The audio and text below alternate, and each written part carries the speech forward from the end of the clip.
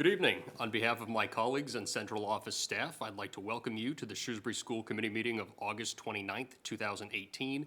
Our meeting tonight is being televised thanks to the work of Mr. John McDonald and the Shrewsbury Media Connection. This meeting will be rebroadcast on Channel 29 until our next regularly scheduled meeting on September 12th. Tonight is our first regularly scheduled meeting of the 2018-2019 school year, and by tradition, we will open tonight's meeting with the singing of our national anthem. I would ask those in attendance to please rise for the anthem, which is being performed tonight by members of the Shrewsbury High School a cappella choir under the direction of Mr. Michael Lapamardo.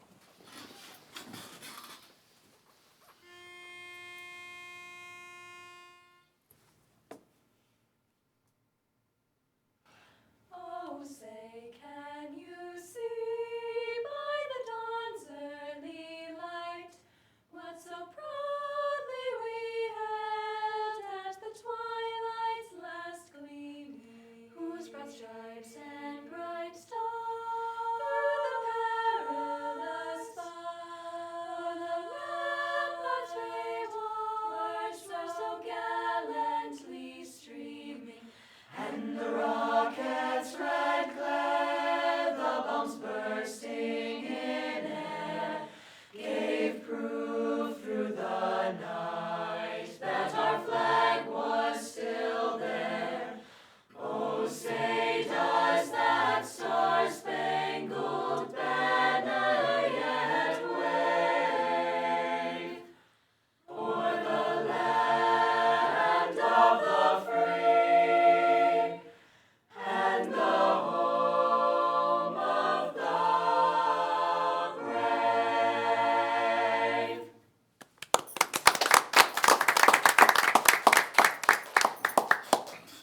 Thank you. That was a stellar performance, as always. Dr. Sawyer?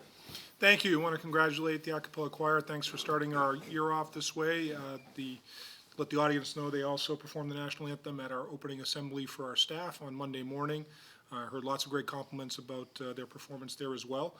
The members of the a cappella choir this year, the sopranos are Lauren Cardani, Julia Duda, Fiona Ingersoll, who couldn't be with us this evening, Nidhi Ramesh, Hannah Valls. The altos are Victoria Ambrosino, Chloe Carlton, Anandita Punamaraju, Angela Rizuku could not be with us this evening, Harini Shanmugam. The tenors are Ethan Clark, John Nichols, Liam Reardon, and Daniel Stamras. The bass singers are Andrew Anderson, Dean Drummy, Zachary Fuller, John Mwanda, Thomas O'Neill, and Tommy Wang. An outstanding group of student musicians, and we're looking forward to more performances through the course of the year.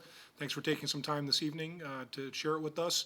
I'd also like to, at this point, congratulate their director, Mr. Michael Lapamardo, who, as the school committee knows, but to let the audience know that he was given one of the superintendent's awards that I present each year on opening day for his many years of outstanding education service to the Shrewsbury Public Schools, lots of successes with the choirs, school musical, and it's one of the reasons we have the best performing arts program around. So congratulations, Mr. Lapamardo, and thanks for being here this evening. Now you can all go home and get into the air conditioning at home, hopefully.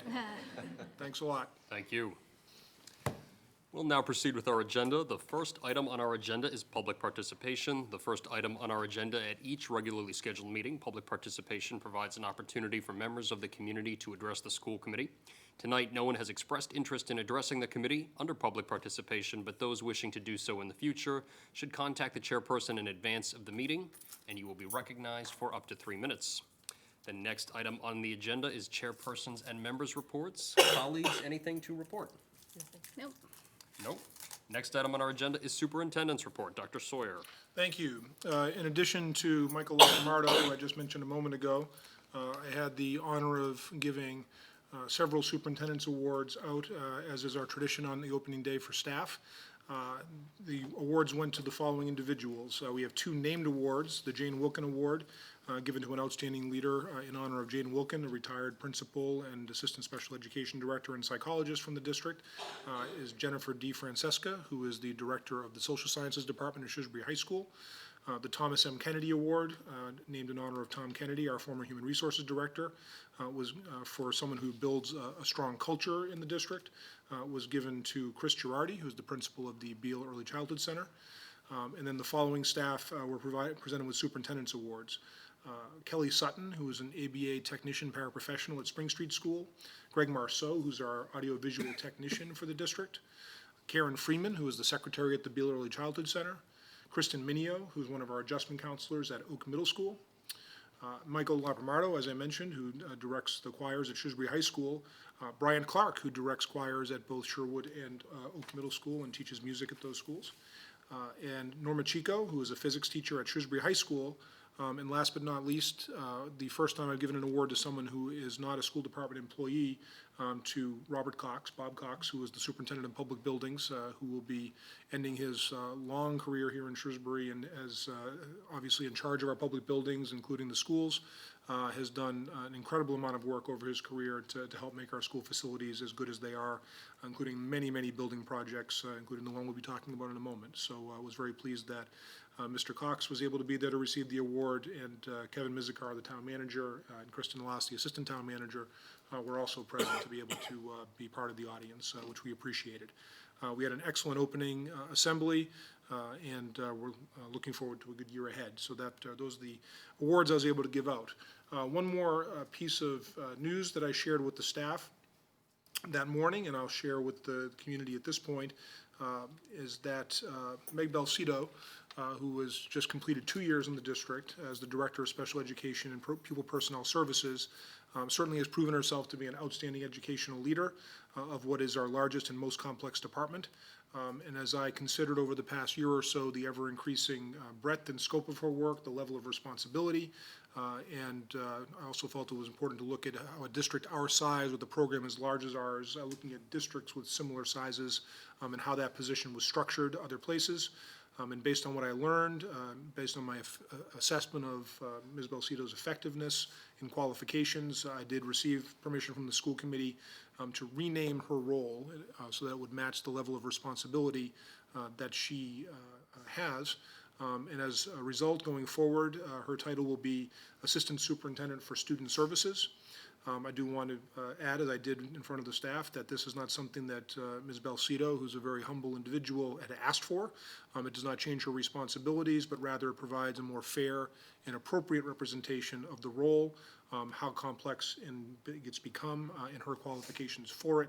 And so in recognition of that, I felt that was the fair and appropriate thing to do, and glad that I've received some very positive feedback about that since I made that announcement. And that we're off to a good start.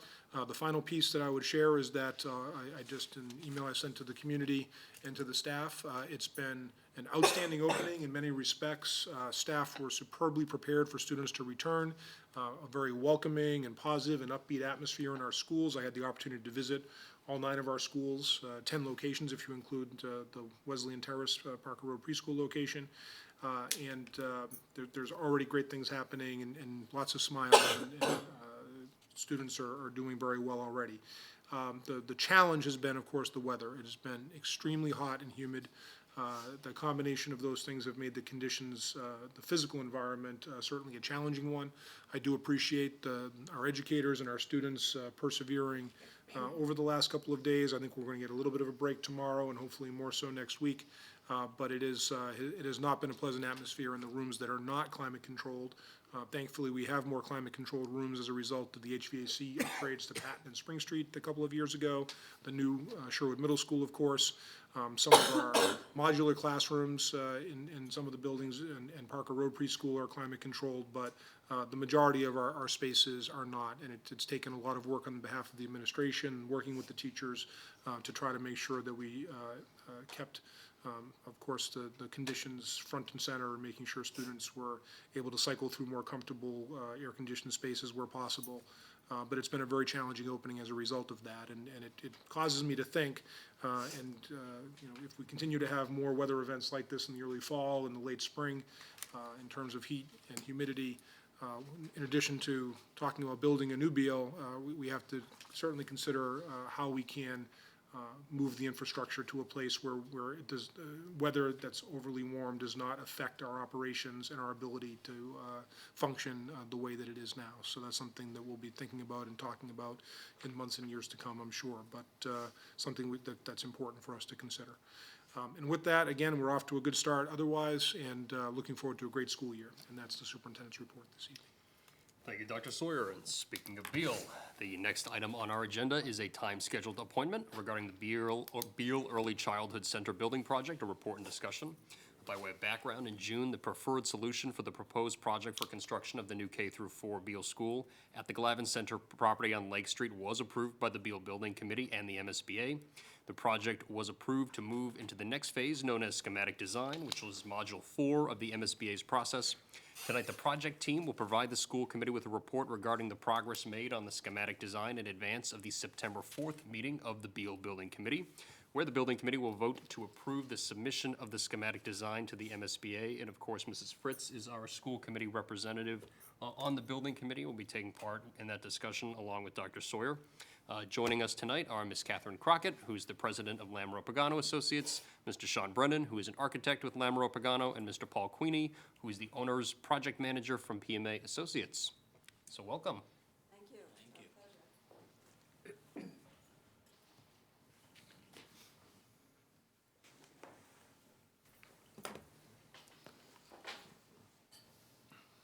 So this is Sean Brennan, and this is Paul. I hope it's evident that I'm Catherine Clark. We're very pleased to be here tonight to give you an overview of the Beal project as we are closing in on submitting it for the schematic design phase. And part of our presentation tonight is to go back to the beginning and give a recap of what we've been doing in essence for the past year. If you remember, we started last summer and have steadily built up to this schematic design submission that we will be delivering to MSBA in mid-September. And one of the things that's important to remember with a project like this is all of the partners that are participating in making it a success. And so starting with the top, we have the Massachusetts School Building Authority, which has promised a significant grant for this particular project if we are able to meet all of the requirements. So for that reason, all of our presentation is about what those requirements are and how they've been met. That we use as the framework for this study as it suits the town of Shrewsbury and particularly the Beal Elementary School. And Paul is here representing PMA Consultants. They are the owner's project manager. They were the owner's project manager for the Sherwood Middle School as well as the Shrewsbury Public Library here in town. So we have worked well together in the past, and it all has been going well on this project as expected. And our firm, of course, is very pleased that this is the 5th school that we have been involved in here in the town. Feel very privileged to be in this position, along with the Shrewsbury Library and the Senior Center, and even the pre-K through 12 study that we did in 1997, which I'm very happy to say we're marching through it. So we're ready for the next step on that, but that has stood the test of time. And last but not least on this list certainly is the Beal Elementary School Building Committee and school committee, board of selectmen, town employees. All of us are working and rowing in the same direction to make the Beal School a success. In terms of the schedule, that is one of the responsibilities of PMA. We've been working well. We've developed the schedule together, and we are definitely on schedule. An important component of this is the first bar, which is the bar that's called the eligibility period, because you, as the school committee, are probably familiar. There was a significant amount of effort on the town's part and the school district part during that. PMA and Lamaro Pagano Associates came on board for the second bar. And we're about completing that Module 4, so we're almost through that. And that will be done in mid-September. A very important phase of the project comes up after that, and that is the funding. The authorization for the funding, which will take place in a couple of votes here in town, as well as MSBA, needs to support the scope and budget that we're presenting for this particular project. And that is anticipated to be complete in November. With successful completion of that, we'll be able to do the really detailed design development and construction documents for this project, and we expect to be back here again in a year talking with you about that. Following that, construction will begin, and we're looking towards the fall of 2021 for the superintendent's report to include the opening of the new Beal Elementary School. So those modules, as you can see, each one of those is a submission that we give to MSBA, very detailed.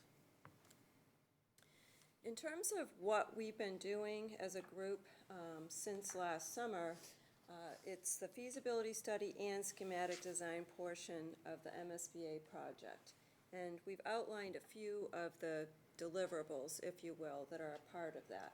One is the educational program. So that's an important component in terms of all of the elements that are in the school and why. The existing Beal evaluation, determining if that site and building could accommodate that program. And then looking at alternative sites in terms of opportunities for that new construction options. And then winnowing all of this down and making decisions in consensus in terms of what was the preferred solution. And so we have been developing that preferred solution with all of our engineering team through schematic design.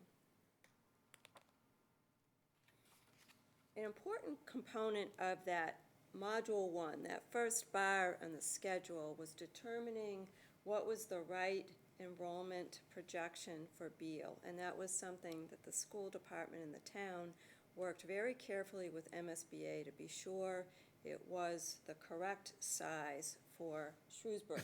The current configuration of the district varies quite a bit in that some schools have full-day kindergarten, some have part-day kindergarten, K to 4, 1 to 4, K to 1. But very importantly, aside from wanting to bring full-day kindergarten throughout the district, is the fact that in many of these schools, due to the enrollment pressures that you currently have, we've lost the dedicated music art spaces that were originally designed, as well as spaces that we've had to add because of the special education needs and English language learning needs. So this chart is here to indicate existing conditions in the district, if you will. And through the negotiations of the town with MSBA, a solution came forward, which was for the 790 student K through 4 elementary school. And this chart illustrates that this will not only affect Beal, but it will give us the opportunity to improve the entire elementary district facilities in terms of providing dedicated spaces for art, music, special education, and English language learner programs. So when we talk about the Beal School as a 790 student school and as a single entity, we need to think about it in from a broader perspective, because it is really approaching all of the elements of the elementary level here in Shrewsbury. The process that we have been working with is very inclusive. Our approach as a firm and as a team has been to engage as many constituents as possible that have an interest in this particular project. So that has included certainly the school administration, town officials, But even the survey done by the school for the grade configuration went to staff, parents, and the community.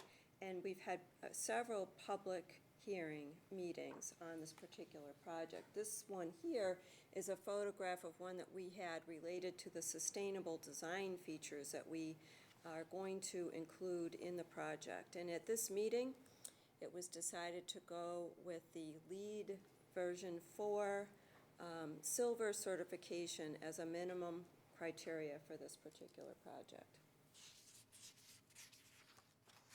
In the program development of this project, we again had several meetings, and we were able to determine the right configuration for this building. So if you look at the bubble diagram that's to the right, the core facilities of the project are indicated in a grouping. This is the gym, the cafeteria, the main administration suite, and the media center.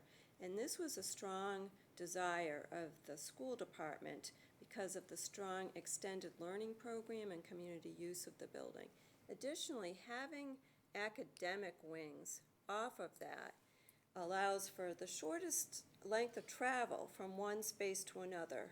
Elementary teachers and students are traveling quite a bit to those core facilities. So it does provide us with a compact design and will, especially for a large-scale school, help to diminish how long it takes to get to all of those different places. We additionally have developed each of these academic wings along the Sherwood Middle School model with classrooms, including special education spaces grouped around multi-purpose common rooms. And again, in terms of this is very well supported educationally, but it will help to break down the scale of the school. We have K to 4 students here, and so it gives sort of a school within a school environment for this particular project. Another important component is the vestibule at the entry. Like Sherwood, will have the capability of being locked down at one school start so that all visitors to the school will enter the school through the main administration suite before they can enter the full facility.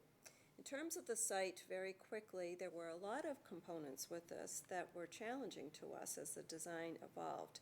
One was to have space on site for 120 cars for parents to facilitate pickup and drop off site, not out on the street.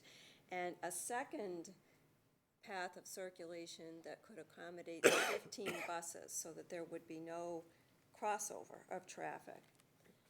Additionally, there's a significant amount of parking required day to day, which is just 130 spots, but then recognizing the need for special event parking, we worked hard to keep some of those paved areas and be able to give them double duty to provide us 350 parking spaces for those special events. And then certainly, of course, there are play areas, the recess area, all of the functions that we expect to have for an elementary school. A particularly interesting part of the program was wanting to keep the raised bed gardens that are currently at Beal and bring them over to this particular site. And so at the end of the day, we felt that a 12 to 14 acre site was important at a minimum in order to support this particular program. This is the diagram you may remember where we have a comparison of MSBA's baseline guidelines for square footages for a 790 student school, with the red boxes indicating additional program space that we requested and have been developing into the program for Beal. This primarily is related to those English language learner spaces, some of those common room areas, and the special education program that we need for this particular school. When we started the programming exercise, we were looking at about a 150,000 square foot building, and we continued to work with the district and the staff to find ways we could make spaces multi-purpose, be sure we were using the space as efficiently as possible, and we're able to reduce it to 142,700 square feet, and we're very happy to say, through schematic design, we were able to reduce that even further through efficiencies and just working with a very compact building plan. We are now at 141,600 square feet, and so the overall effort has reduced the square footage by close to 10,000 square feet from where we started.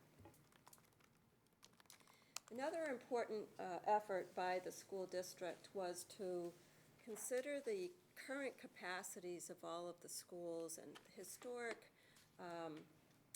data on what size the schools were built as in terms of design capacity versus what current enrollment is. And what we see very quickly is that Shrewsbury's projected enrollment is continuing to increase, unlike many communities in Massachusetts.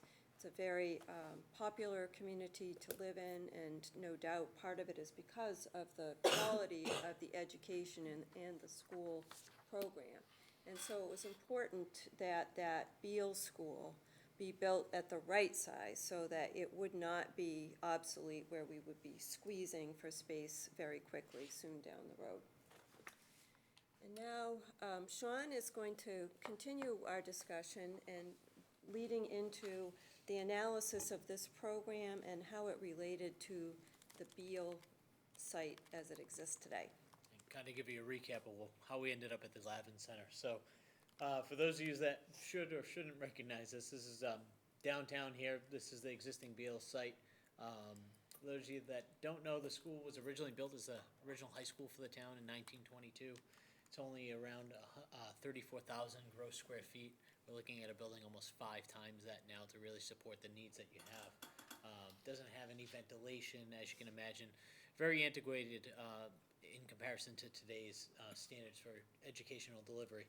It's also on quite a small site, only about 4 acres. Once again, almost 5 times less than what we need to support the program we're looking at for this size school. So we quickly kind of eliminated as any addition renovation options, but through the requirements of the state funding agency, we had to look at new construction options. And when we looked at those new construction options, just to show how dire the site would be to try to build, the front portion would actually be where the core, gym, CAF would be, and then it would have to be supported by a 4-story academic wing. So as you can imagine, a 4-story building in downtown Shrewsbury, it would stick out quite a bit.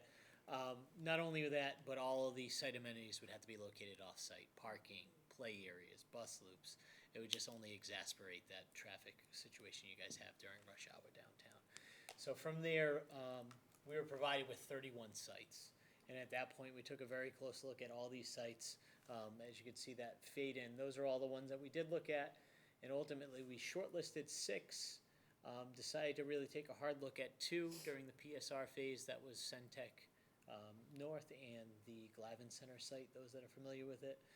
Both just in from Route 9, which was targeted as an area, as you can see from the other remaining elementary neighborhood schools, as an area that's not currently supported by an elementary school. So both of those became very desirable locations due to that. From there, through further study, we identified Glavine Center as being the better option to support not only the building program, but the site program also. Those of you that haven't had the opportunity to ever make it up to the Glavine Center, here's a bird's eye view.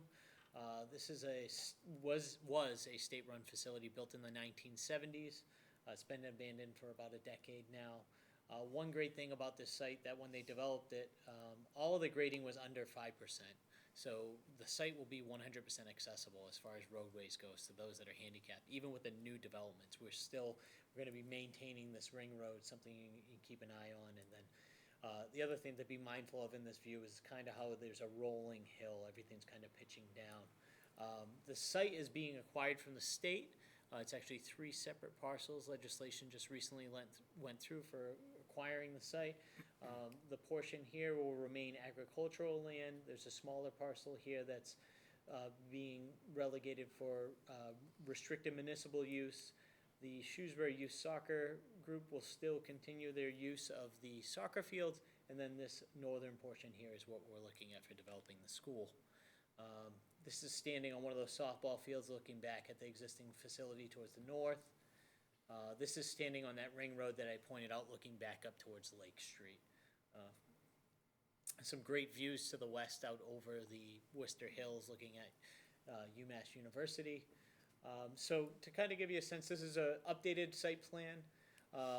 The dashed area here is the existing right-of-way for Lake Street. For those of you that have ever traveled the site, there's issues not only with vertical alignment there, but also horizontal alignment. So what we're planning to do as part of the scope, not only to identify a school zone here to slow everyone down, but to belly this road out a little bit and also take some of that curse off of the high hill there.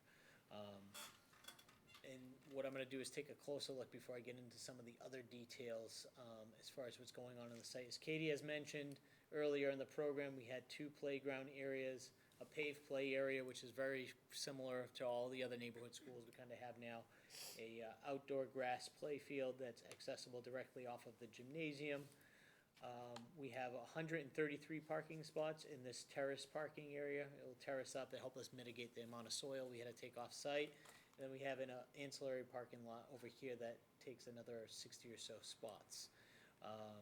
During some other features that may look new, we have what we call a bioswale here, rain garden, to deal with the stormwater mitigation.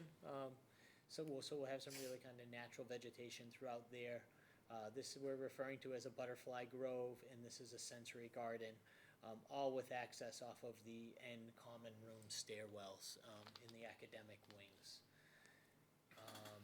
Kind of recap, some of this may look familiar as far as vehicular circulation. We really want to keep them separate for the safety of parents and the children. So parents come in on the north curb cut. Similar to other elementary schools, utilize the paved play area as a drop-off area. There's an awning here. The students get dropped off and come into a lower level lobby, and the parents would head back out. Buses would come in the southern curb cut, loop around the parking lot, and there'd also be an awning for protection from the weather for students getting off of the bus to get into the school. As far as parking spots, day to day, we have 185. The additional 170 comes from dual use of this paved play area during special events, and then also queuing up of parallel parking along the outside of this road during special events and some along here. If only this and this parking spots are used, you're gonna still have about 250. Altogether, you're at 355. So we really got to hit some really good numbers for you guys without really creating too much of a kind of traffic situation during those really big events that you're looking to have. We took a look at some massing studies. Ultimately, the colors we're using here, it's more very conceptual at this point. We really want to review the materials with the district as we go forward. But as in all the other buildings that we've done for the town, we're looking for very durable materials that will last for 50 years for the community. And also classic coloring, something that you're not gonna, after you moved in 2 or 3 years, 10 years from now, go, whoa, what were we thinking? So we're gonna continue to review those things, but some of the other features, as I already mentioned, the site is 100% accessible. There's a really great beech tree on the top of this knoll here, and this is an outdoor classroom that we're looking to kind of cultivate here, so you can come up the roadways on the sidewalks and be able to access that, even those that children are wheelchair bound or any other physical disabilities. The 2 playground areas, paved play area, terrace parking lot. And then I'll kind of walk through the building as we go here. So, as you may recall, I was talked about the slope site as it comes down. We actually really built the building right into that slope. So as you come in the main entrance, this part yellow here is the same as the lobby. It's like a 1.5-story space with a long sloping ceiling that you see a view right out the back of it. Very similar to how Sherwood is when you walk in. There's a view out the back towards the ball fields. This will have a similar view, but that view will be actually out west, like I was saying, towards UMass University and over Lake Quinsigamond there. When you come in, as Kitty had mentioned, all the core spaces are grouped together here: cafeteria, gymnasium, admin, that security lock where you come in the vestibule, forced to come through the main reception, and then you can get into the lobby. Academic wings, very similar to Sherwood, which really supports the Shrewsbury educational delivery model for this age group, project-based learning. They have these neighborhoods, common areas. Also helps break down the scale of the building, which is great for children at this age. It's something we really wanted to be conscious of. This is quite a large school and with quite a lot of kids. So the more we can make them feel like they have their own little home base, the better off they'll be. Kind of give you a better sense of how the approach would be. You may have picked up there's a designated walkway through that terraced parking lot area so people have a clear path down into the building. The covered awnings and that glimpse of white you're seeing here are those windows that are out the media center, kind of out the back, so you get that view all the way out. Admin, keeping it low to break down the scale, and we kept the cafeteria a little bit high to hide some of the mechanical equipment that's behind it there, so you're not seeing these big units as you approach. But we felt it was, really draws you in a great way to get these kids in there and be warm and welcoming, and be excited about where they're about to go. So throughout this process, we've been keeping an eye on the budget pretty carefully, wanting to develop a project that had smart features in terms of how the investment would work for the town. And PMA took some data from MSBA, which you can see here in the right-hand area. This is actual data on costs of construction as well as bid prices that have been coming in. And we looked at about $500 a square foot on average is what we were considering. And so we took that data and prorated it against the size of Sherwood Middle School, the high school, and Floral Street to test what it would cost to build those today, assuming all was equal. And it's very interesting. Sherwood, although it was opened in 2011, which seems like yesterday, if you remember, we're really in an economic recession in this area, and we were fortunate in that we hit the economy perfectly in terms of getting the best bids on a particular project. Since then, a variety of things have escalated over time. So we, through these numbers, would expect to pay closer to $80 million for that project. So time is of the essence, I guess, is one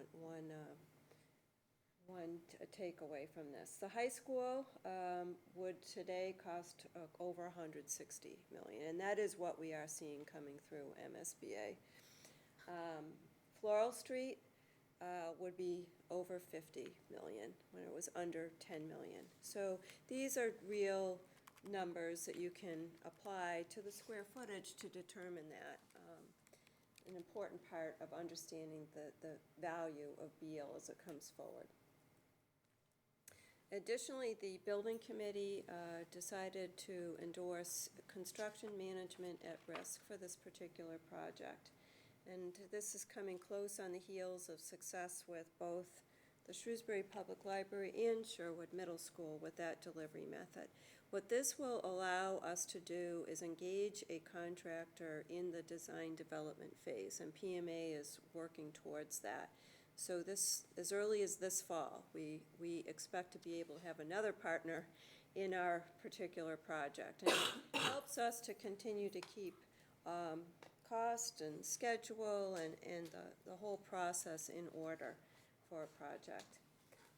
And we'll be able to possibly even start construction a little bit prior to having the drawings completely done through this delivery method. It's an opportunity that we may have.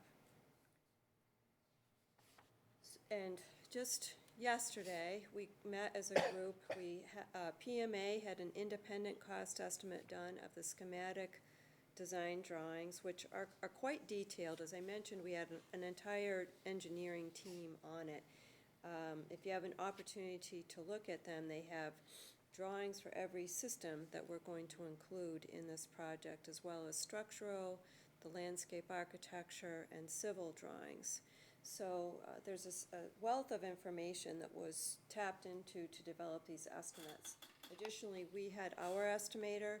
We had a 5-hour meeting to match everything, be sure we understood the scope, and the final result was something in the vicinity of a $74 million construction project, with the total budget about $92 to $93 million.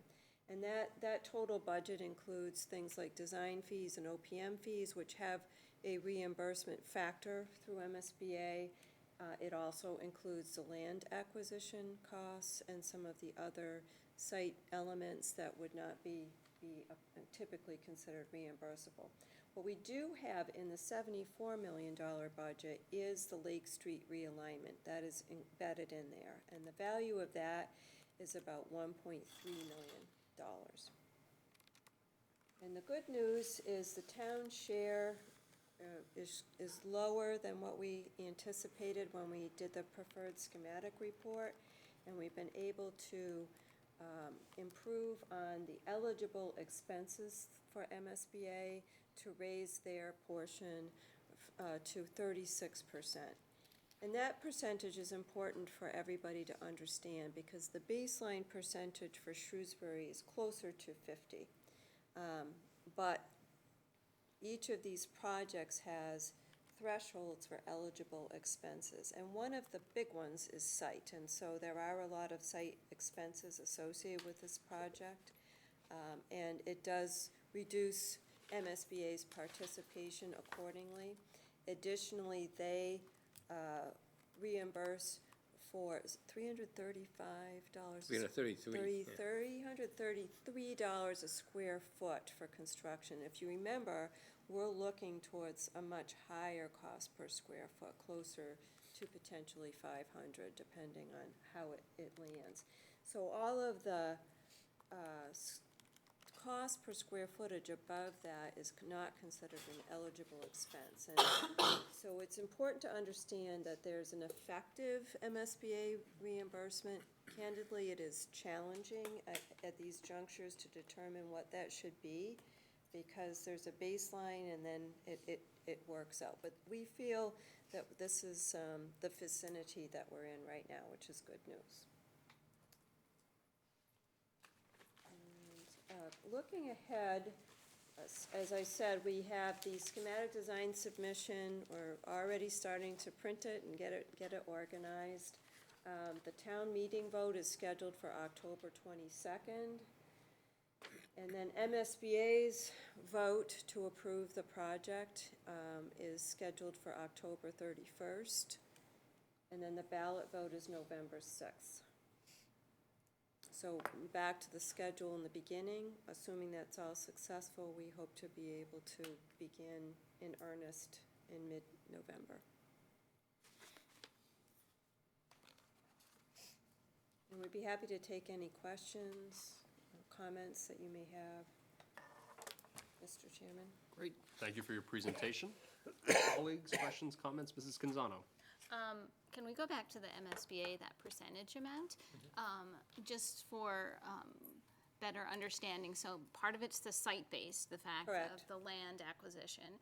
And then it's, you said it was a $333 baseline, but Per square foot. And then, but that, it might be closer to 500. Correct. So is the state not responsive to, to that differential? I think it's fair to say they recognize the differential. They do, I believe, visit it every year at a minimum to determine what they feel is appropriate. I believe part of it is what funding they have available and what they feel they can participate in to support a project.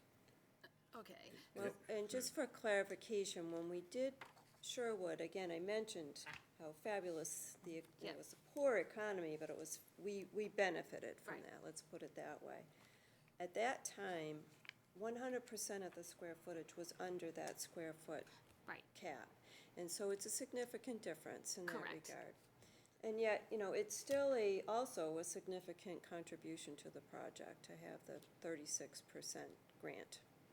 Oh, sure, we'll take any kind of reimbursement that comes. So it just was such a different number, 36% in comparison to the Sherwood one. And over time, since 2009, when the design for the Sherwood Middle School, which was bid in 2011, the MSBA's reimbursement rate has increased over time to the current $333 dollars per square foot at a roughly a 3% per year increase, whereas construction costs have increased about 5% per year. So Okay. the gap is widening year by Okay. year, and all communities are facing this, who've had a school before, when the two lines are sure. very close to each other, Yep. and now they have a school later on, the lines are further apart. Okay, all right, good. Well, that was helpful information, because that was, It is an Difference. MSBA policy, and it's an across-the-board policy, so all projects that are in the pipeline, as they say now, are working within those guidelines.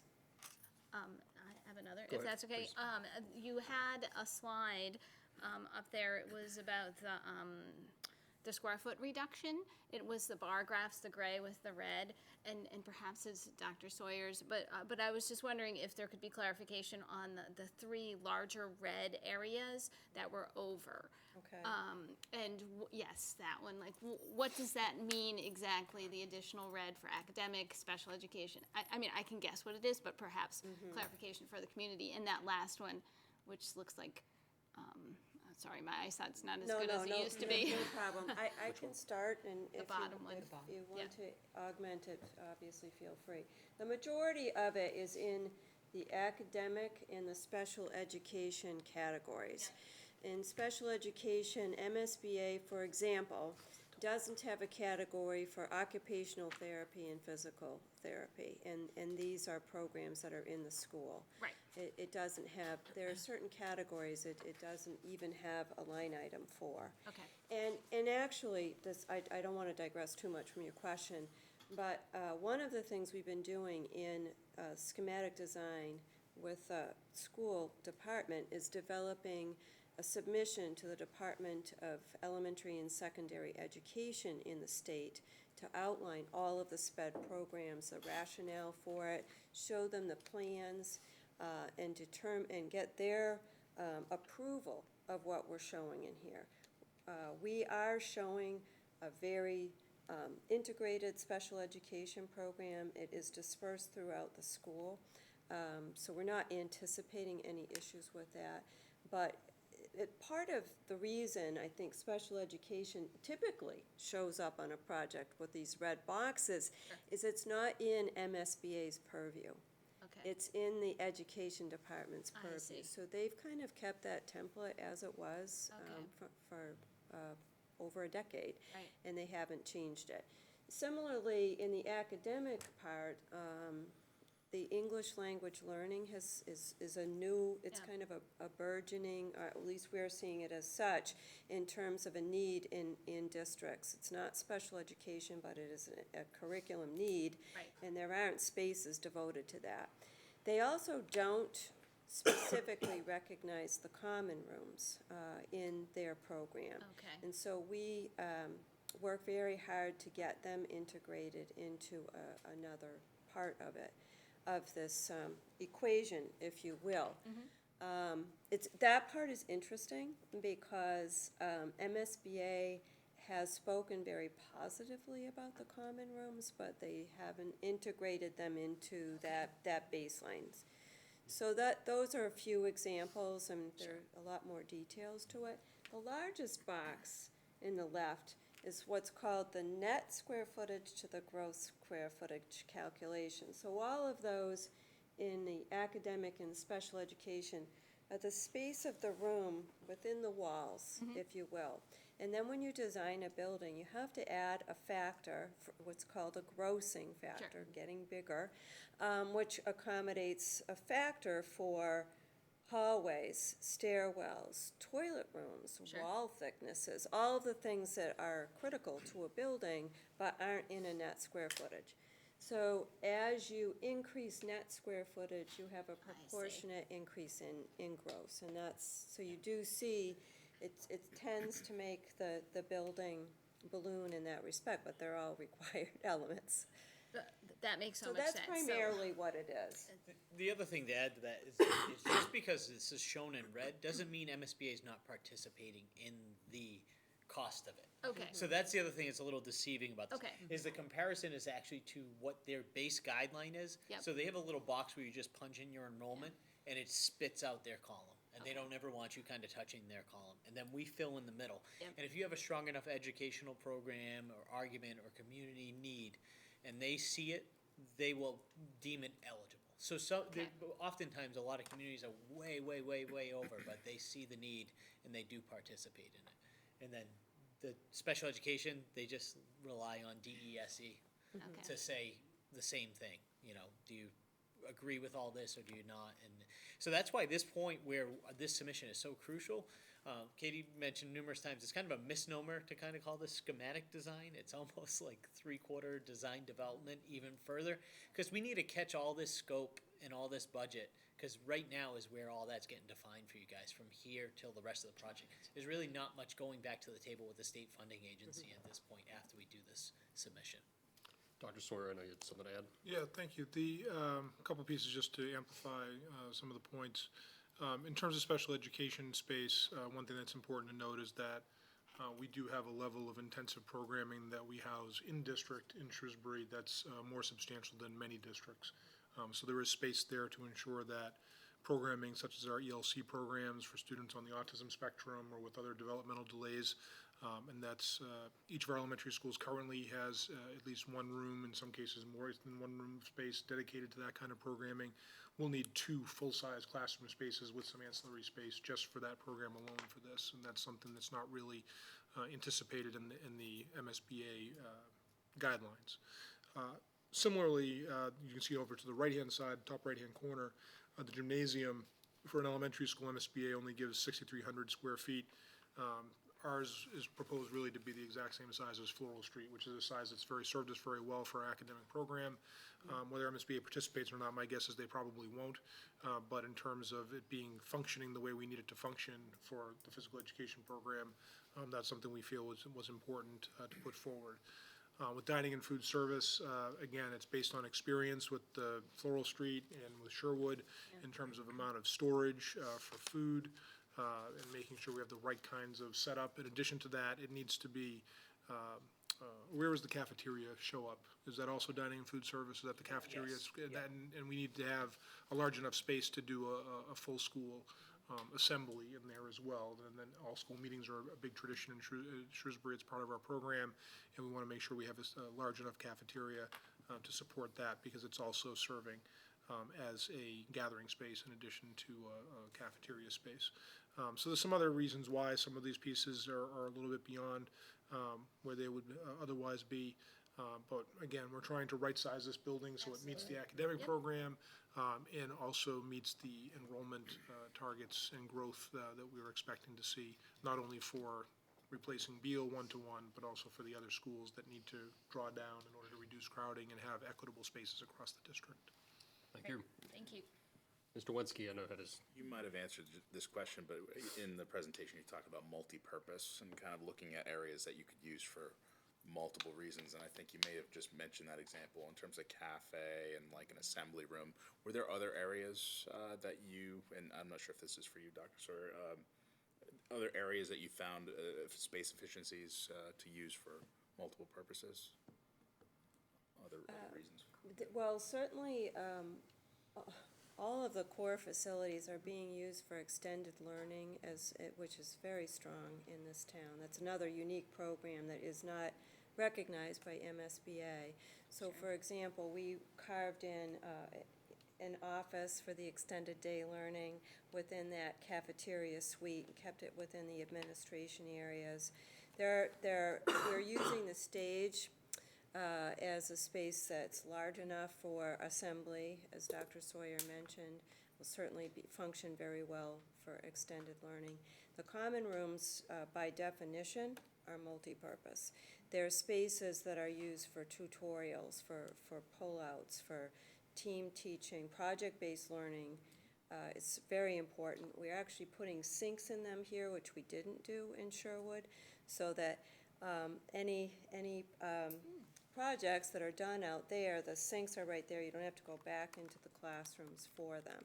But it allows the classrooms to remain active for teaching the next subject, and you can go back and forth for projects. So And I think that the media center space is very interesting, the way it has evolved in the program as a maker space, as a progressive vision for, as you see the reduction in print, what will that space be? And this will become a community center, I'm confident, as well as a great place for the school. So I think a lot of the efficiencies that we talked about were, as we developed that program, looking at the right sizes for each of the spaces. There were some small nipping and tucking, I would say, in some of them, which was very reasonable. And when you're talking about 40 classrooms, it adds up. So that it was a lot of that, as well as just thoroughly considering the number of spaces that we needed. And inclusion special education is very strongly supported in here. They're small, half-size classrooms that are super integrated within those clusters that will, and that really supports the current program for special education, multi-purpose in essence. So there's a tremendous amount of flexibility built into the plan. Just that, Mr. Go ahead, Welch. Dr. Sawyer. And if you could highlight, Mr. Brennan, the spaces that where you're referring to as the common rooms. These are a feature that is one of our favorite features at Sherwood in terms of how it functions. And we think the architects do an excellent job in terms of this design. It's taking space that would otherwise not be instructional space, which is hallway space, and by bumping it out, creating these opportunities in terms of additional instructional spaces. If we were to replicate that without this kind of design, we'd be adding, 7 additional rooms for that kind of multi-purpose use, and which would again be extremely expensive compared to what this design is. And so the use of existing space and doing it in an innovative way is something we're benefiting from Sherwood to a very large degree, and it was one of the first things we talked about when we talked about this design, is that we wanted to replicate that in the new Beal as well. Mrs. Fritz. I think one of the comments that we're hearing publicly is comparing to Sherwood. Well, Sherwood was this, Sherwood was that. It's a different school, it's a different time, and I think, Paul, what you mentioned, building material and costs have really gone up in those years since Sherwood opened, so there's going to be an increase in cost overall. And Katie, you mentioned like changes in education and like we're doing things differently. So we have to look at this as a new building for now, but really into the future and areas that like the media center will change over time.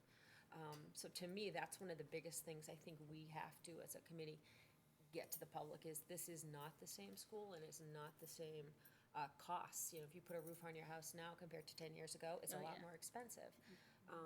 So I think it's really exciting to see, there's all this conceptual discussions we've been having to see the design, what it looks like. You've been able to decrease, but still keep all of the educational things that are needed, which is wonderful. And Dr. Sawyer mentioned, right sizing. I think we have to make sure it's the right size building now and into the future. And, to reduce and potentially open over, we've done that already. I don't think that's the path we want to go down. But I think this looks great. Mr. Palich, could I just have a Go ahead, comment? Mr. Collins. Sure, thank you. Maybe just further on, if that slide could be shown on the reimbursement rate, I did want to just probably reiterate, because I do think it's important that the reimbursement rate that MSBA has agreed to, the base rate is actually 50.16%, which I believe is the same as the Sherwood project. And in addition to that, they have agreed to reimburse us an additional 1% for using the CM at risk process. In addition to that, they have agreed to provide us 2 additional reimbursement points for building a sustainable building, as was mentioned by Katie with the LEED 4.0 standards. And then in addition to that, they've agreed to reimburse us 1.7% of our costs because we have good ongoing day-to-day and capital planning maintenance procedures, both in writing and in practice. So they have agreed to a total of 54.86% reimbursement of our project costs. That's the nominal rate. and it's very similar to the Sherwood project. The difference, of course, is, and this may be repetitive, but this is a projected net effective rate because of the limitations on the construction costs per square foot.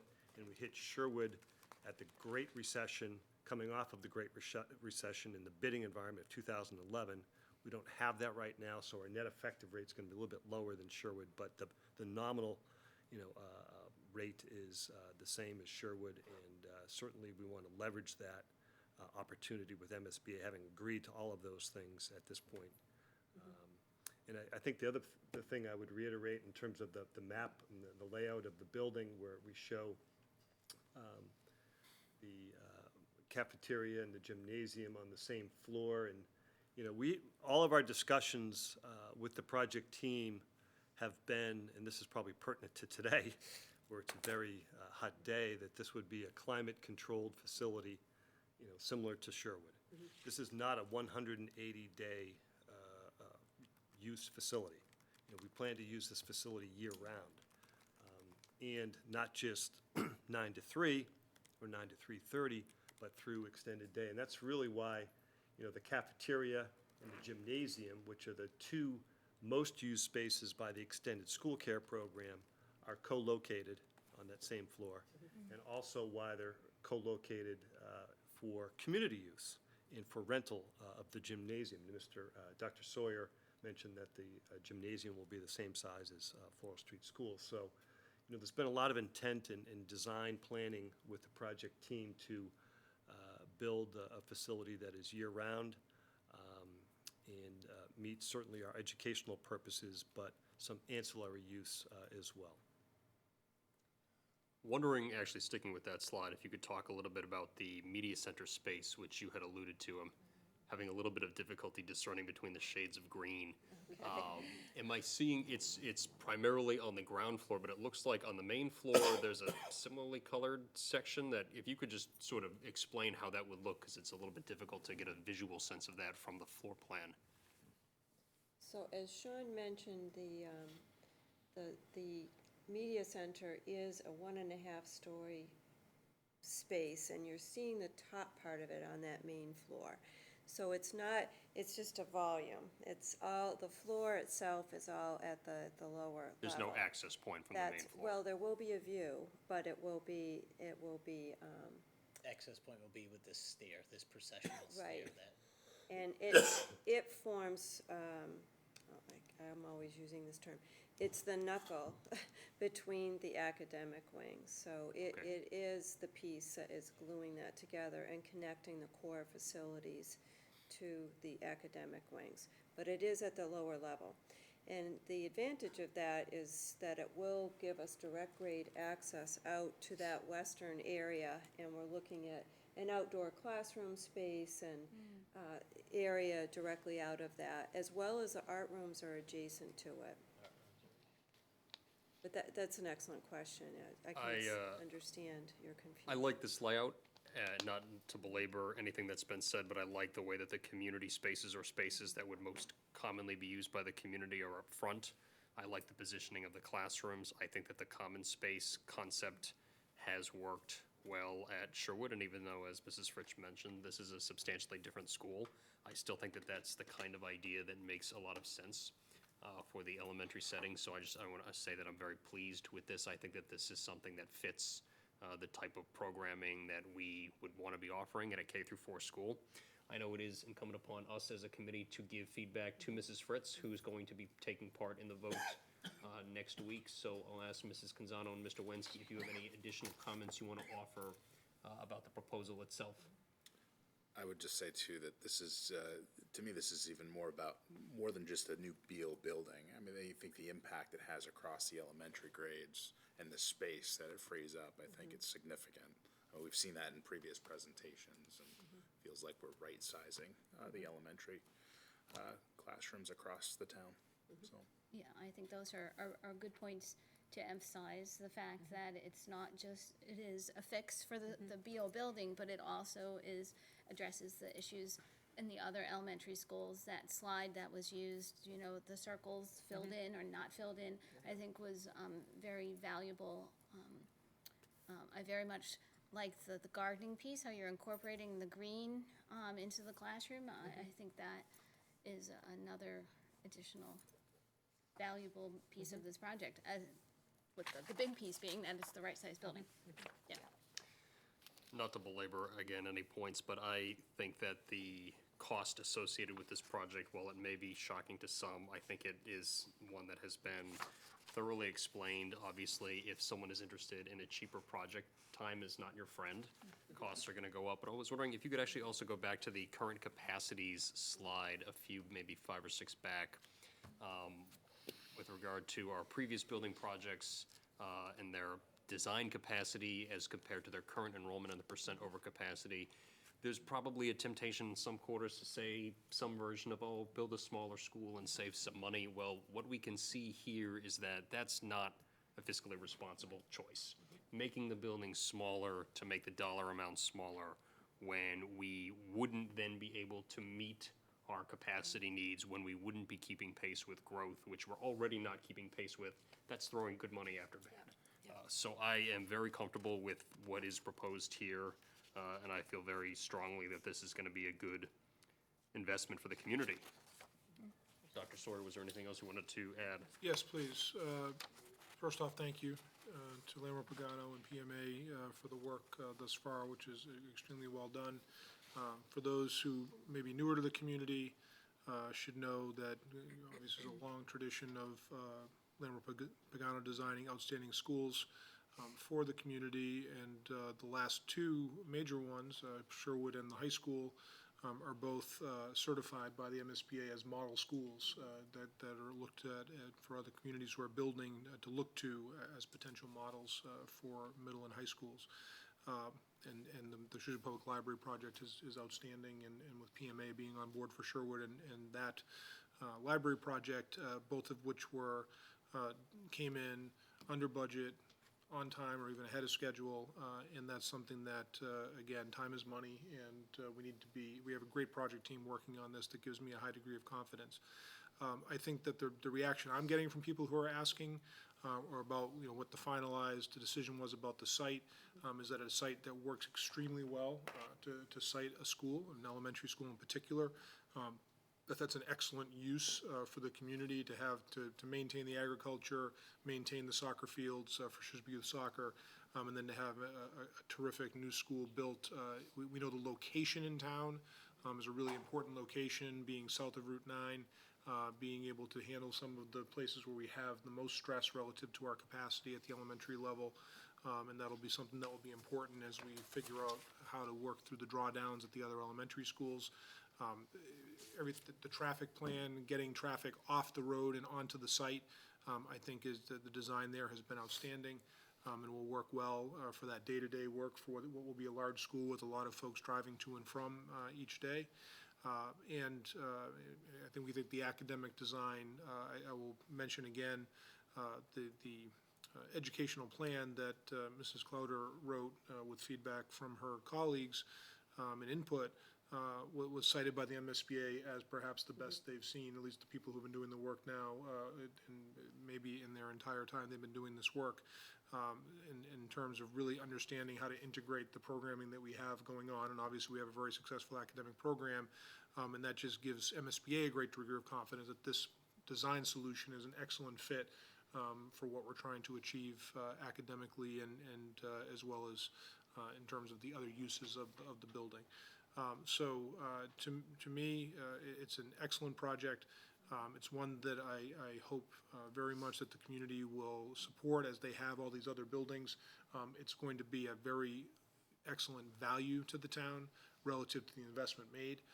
It's also critically needed because if the community were to choose not to support this, we have a major problem in terms of a 1922 era building that is coming very much to the end of its useful life, that it would be foolish to spend a lot of money upgrading. Even if we did, it would trigger all sorts of ADA compliance issues and things of that nature. So in terms of the choice that's in front of the community, we're working hard to make it a responsible project, And I appreciate the work that's been done since we were here in June to shrink the square footage even more, to make sure that you're maximizing the eligible spaces for reimbursement from the state. Ultimately, and I know that Mr. Mizikar last night with the Board of Selectmen presented some ideas for funding, and he showed very clearly in some of his displays that, the capital investment the town has made in the debt service is moving down over time as other projects, such as the high school, will end up coming off the books.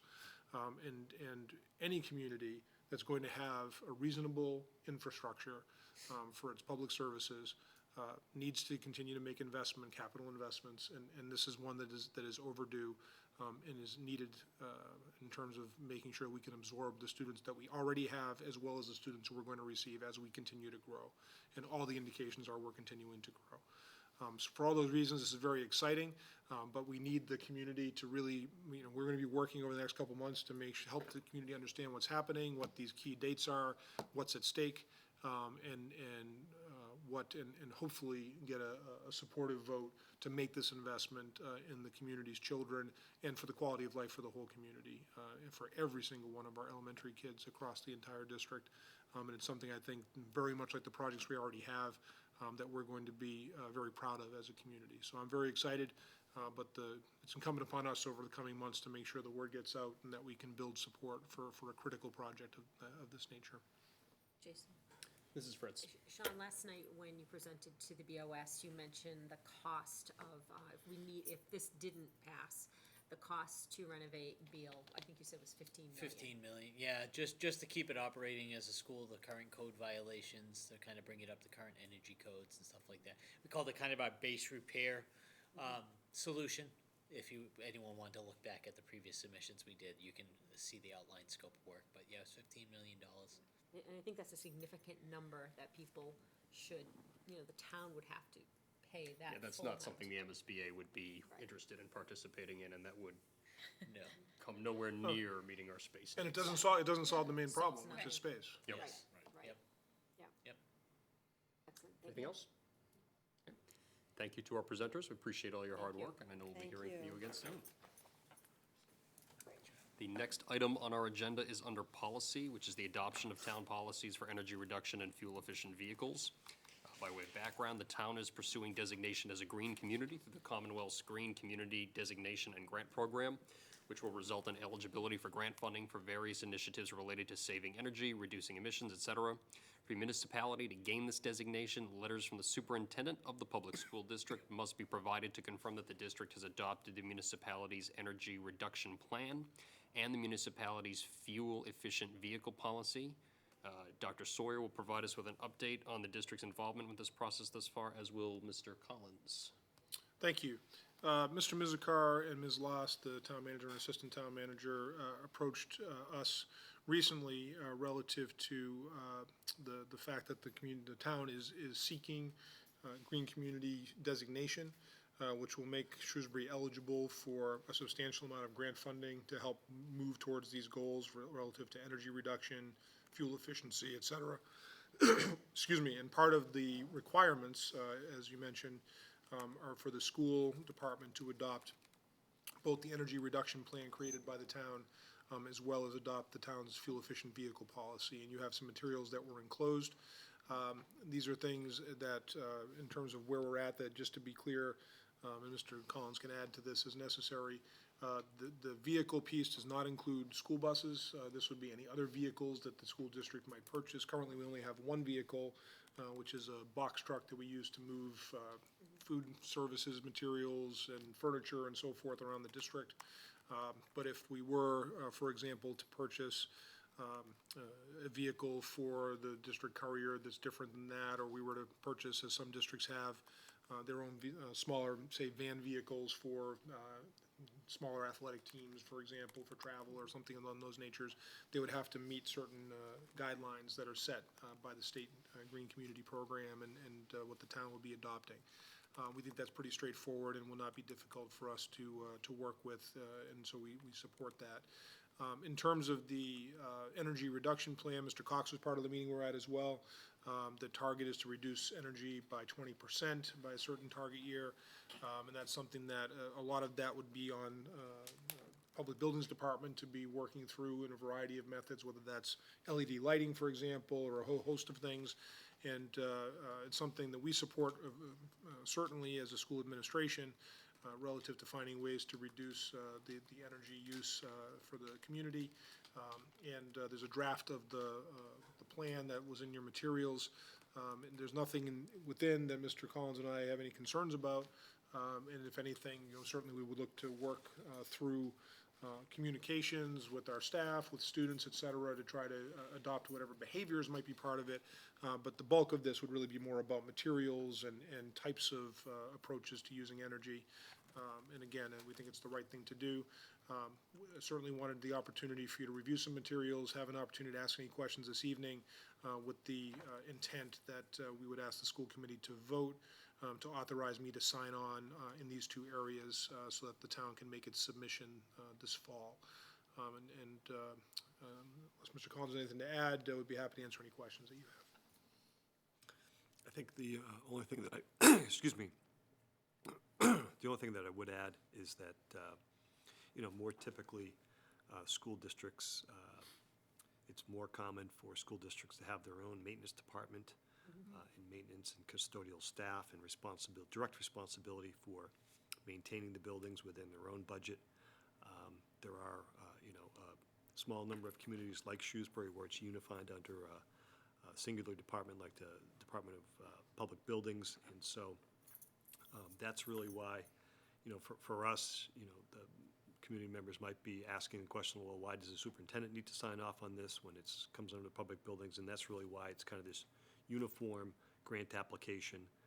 Much of this work will fall to, as Dr. Sawyer mentioned, the Public Buildings Department to manage through, and primarily the infrastructure and the operational mechanical systems of all of our buildings is, where you're going to see the savings in roofs and windows and things like that is where the energy savings will be achieved, and those types of projects would be managed directly by the Public Buildings Department. Thank you. Colleagues, questions or comments? I'll just say that I'm excited to see the town taking part in this. I think this is a worthwhile effort, and as was alluded to, I know not a ton of this is under our direct control, but nonetheless, I'd be happy to see the department participate in whatever way would be helpful. So we will resume this for discussion and vote at our next meeting on September 12th. The next item on our agenda is from Mr. Collins, an update regarding the SHS Athletic Facilities Project and the Summer School Maintenance Report. Mr. Collins will provide us with an update regarding the renovation of the track and the installation of the synthetic turf field at the high school, as well as provide a brief overview of other summer maintenance projects. Mr. Collins. Okay, thank you very much. So I have a short presentation for you here on the turf project. Lots of exciting news and some pictures for all of you to see. And let me just get my presentation materials here. So I do want to provide a little bit of a construction update, talk a little bit about some of the related projects beyond just the track and the turf itself, where we stand with budget, how the athletic program will be impacted for the early part of the fall season, and then a little bit about a planned dedication ceremony. So just a variety of pictures here. I think folks know that the project really started, the bidding process was completed in May, and the construction process started after school let out in the early part of July. And so I just took a variety of pictures here.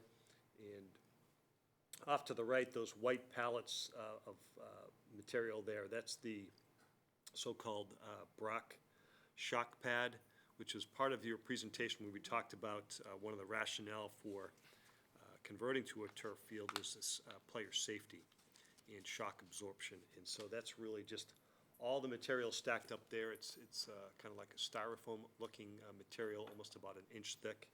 And so those are sheets of the Brock pad that were delivered and being readied for installation. The high jump pits here, this is also part of the resurfacing that's going to occur with the track once that project gets underway. So that's one picture there. This here is, of course, the main stadium field. And of course, what happened first was the removal of the topsoil, and that was taken off-site. Then poured in was stone for drainage, and the drainage pipes underneath that. And then you have this gravel on top with laser grading to make sure it's pitched correctly and extremely even. So again, what we're doing is removing any kind of existing divots that had been built in over time, which were trip hazards, and making a smoother, safer surface for our athletes. Also in the foreground of this picture, you'll see it's about a 4-foot fence. We were able to replace the netting. All those stand pipes, if you will, are original, but painted black, and then we put in a new black mesh netting, which looks really sharp.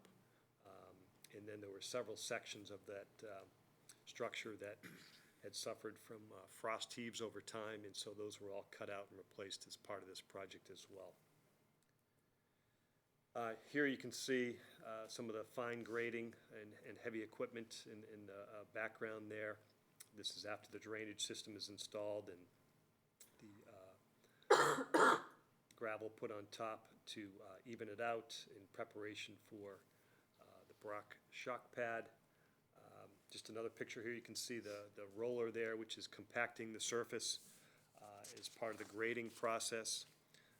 You got a water truck there just to keep down the dust. We did have, some dry spells in July where it was needed, not so many in August, of course. And then the track had been scraped as well, so all that red rubber polyethylenes material has been scraped away, and that's what's going to be replaced. This here is the offloading of the actual turf product. So I happened to be there on the day of delivery. Got a few pictures of that, so that was an exciting day. This is actually the installation process. You can see the white material is the Brock shock pad, and then they're laying out the actual synthetic turf rolls on top of that and work from the middle out towards the end zones.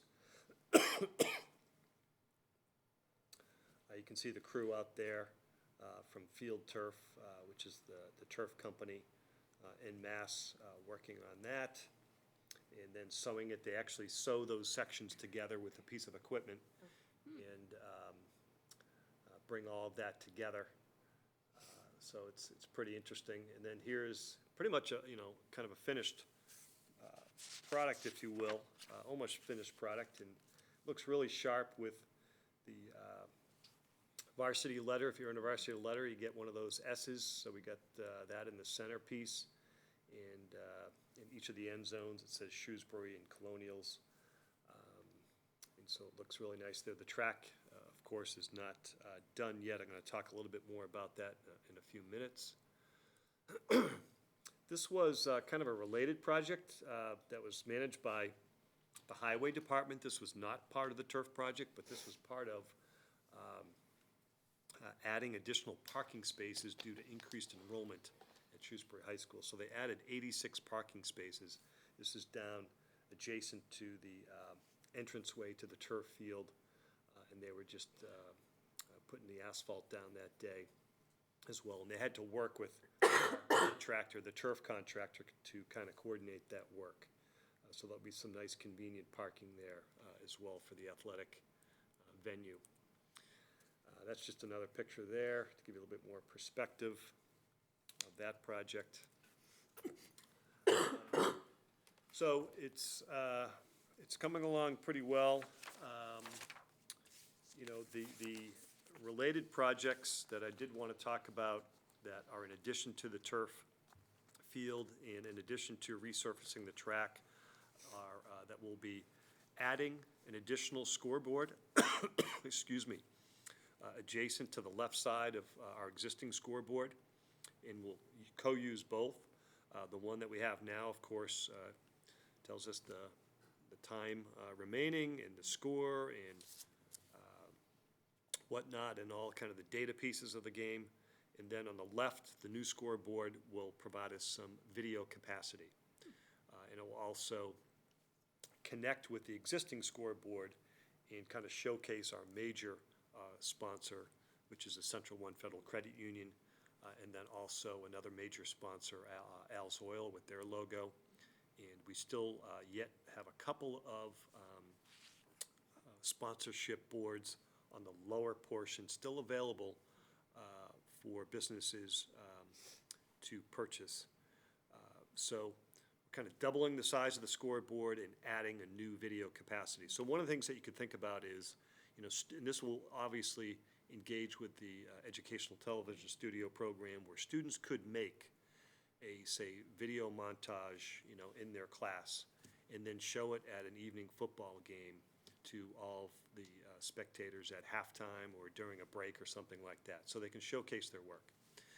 You can also, it has the capacity, and we'll work with this in the future, to show live video. So if you're having a track meet, for example, and you have a video camera at the finish line of the 1 mile event, and you want to show, the runners, participants coming through the finish line, and you have a camera there, you can broadcast it onto the video scoreboard so the spectators can see, the finish up close, even better. And it also has a great sound. So it's not just video, it's also audio, and that thing is loud. So that's really exciting. It's also maybe an opportunity for us to work, again, with some local businesses to sell some shorter advertising pieces as well. Shel Biscotti and Kathleen Cope-Hain have been integral in all of this project, of course, and also designing a donor wall to recognize all of our major donors, those who purchased naming rights, in addition to Central One Federal Credit Union, the Shrewsbury Federal Credit Union, and I won't go through the whole list, but we will have prominently displayed all of our major donors as you enter just past the concession stand. And then what we're also in the process of designing is a nice area to display all those folks who purchased a brick. And in fact, we met with the landscape designer this morning and decided on kind of a final design. So I want to hold that kind of concept a little bit later, but that's going to be a really nice piece as well. And we have purchased a new ticket booth. So we have one that actually, through assistance with the assistant town manager, was sold at auction. The existing ticket booth, we have a new one that is bright and shiny and has some nice finish to it. And then we're also going to re-landscape the area behind the concession stand and also in front of the existing flagpole, where we do have some bricks that were purchased from donors previously for another purpose, and we're going to refurbish that whole area as well. So those are all the related projects that are ongoing, in addition to the turf and the track, and lots of details and coordination with, again, Michelle Biscotti, Kathleen Cohane, Jay Costa, the athletic director, and P.J. O'Connell, assistant principal. So we're continuing to work on those. How are we doing on budget? This is as of August 20th, and at that point we had donor funds of just over $1.74 million. We had previously allocated town funds for the track of just over $285,000, so we had a total available just over $2 million. Our expenses to date are on the right. The project bid for the earth moving and removal of topsoil and grading and all those pictures that you just saw, just over $1.1 million. We were able to effect through the bid process the 2 alternates that we had. So we have new football goalposts and new soccer goals, and we also were able to replace the fencing. So those were additional alternates that we did contract for and have been implemented. I'm happy to report that to this point, we have a very small amount of change orders at $31,000. And the synthetic turf itself was just over $562,000, including all the line marking and logos. So actually, our change orders on a percentage basis are under 2%, which is really good. And I would credit that to Gale Associates for very good, thorough planning, thorough construction documents, and also good cost estimating given the current environment. So they gave us good information up front. The additional projects that I mentioned with regard to the scoreboard, the donor signage, the bricks, and all that installation, we're estimating to be just under $200,000. Gives us a little bit of remaining contingency because we haven't yet completed the track resurfacing, so we have some remaining contingency. And so our projected costs are just slightly under our available revenue. So we are on budget, and we are still taking donations, and you will vote some of those later this evening in your agenda. So that's great that we're continuing to receive those, and we still have, again, as I mentioned, some naming rights and some sponsorship opportunities for folks to purchase yet still. So, again, relative to schedules, where do we stand? First and foremost,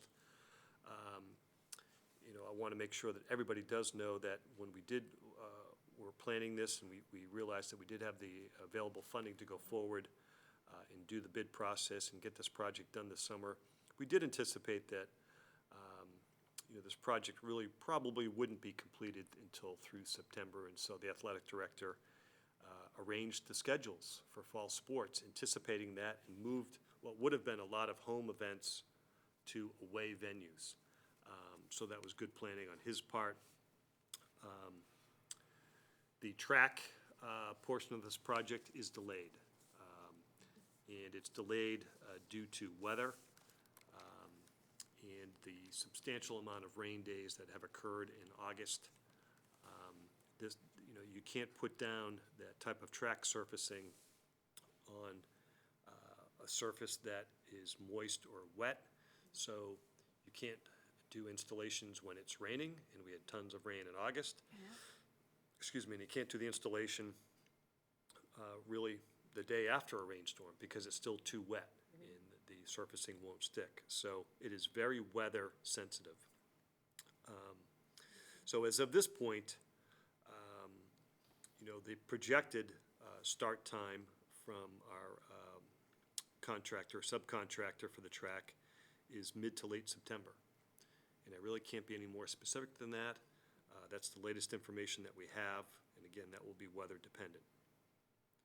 Once they do mobilize on site, what they do is they'll spend a good portion of time, many days, actually just preparing the site and protecting the adjacent services like the turf field itself, like the fencing, the new fencing that we put in.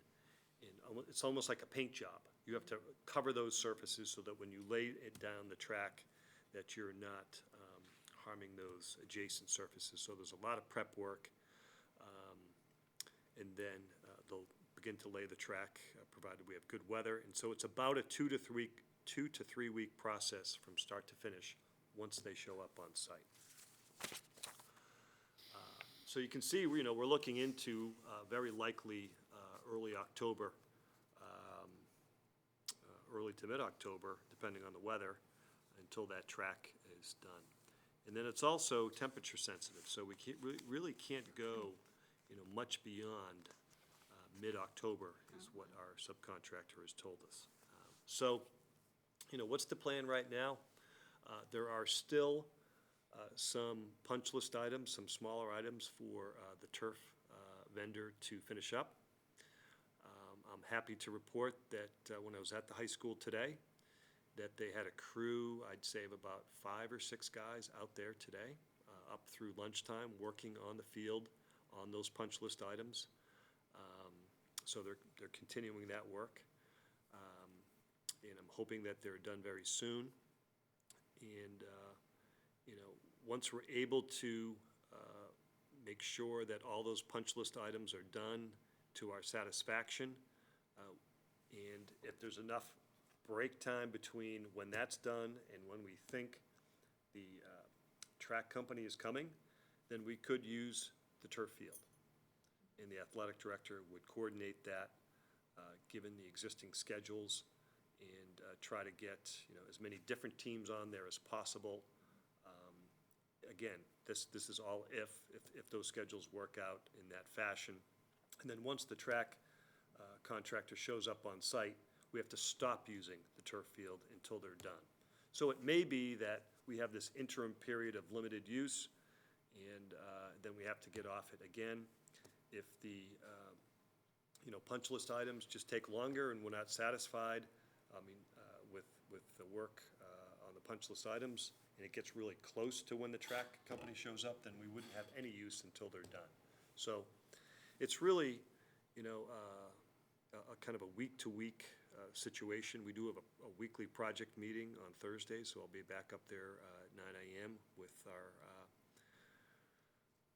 project team, our contractors, our Gale associates, the athletic director, and we'll get updates on this and just try to manage forward in that way. And then finally, once all of this is done, and we are hoping that this is by late October, that we have, not only the turf and track, but also all those related projects done, that we could have a dedication ceremony in late October. Of course, part of that would be to invite all of our donors, major donors, people who bought bricks, people who made any kind of donation of any denomination, invite them to, a dedication ceremony and celebrate what I think is really a fantastic representation of a community coming together in a lot of different ways to support Shrewsbury High School athletics and do it in the right fashion. So that's the update that I have for you on that. And then just in closing, there were a small number of summer facility projects that were kind of out of the norm. All the typical kind of cleaning occurred throughout our buildings, but some of the other projects that were atypical were, again, the additional parking spaces at Shrewsbury High School, 86 additional spaces. We had some typical refinishing of gym floors, some painting at Parker Road Preschool, and some new carpeting put in at Oak Middle School office. So those were some of the other facility projects that occurred this summer under the direction of Bob Cox, Superintendent of Public Buildings. And that's what I have with respect to those two updates. Thank you, Mr. Collins. Questions, comments, Mr. Winsky? Great presentation. Exciting times for Shrewsbury athletics. I was up at the site, that was last week, and it looks amazing. Just a question about those related turf projects that you mentioned, the scoreboard, the donor wall, the plaza.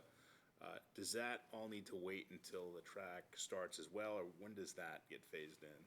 That's ongoing right now. Oh, it is, okay. Great. It can happen simultaneously. Okay.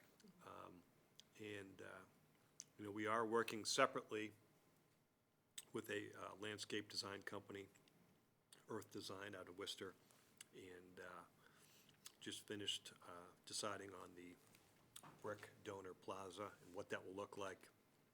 And she's working on construction documents for us to shop around with various contractors who will be different than this. These are, these related projects are much smaller scale, and so we'll shop those around and get cost estimates for those and get contracts in place as soon as we can. So those are happening. They're not contingent upon the track. Thank you. Thank you. Mrs. Fritz? I think just a huge thank you to you, Pat. We go through the budget season, summer should be quieter. I don't think you got anywhere except the turf. A lot of work, well over a year of doing this. I think it's so exciting to see it now. Like, it just looks great. Like you, I drive by and see.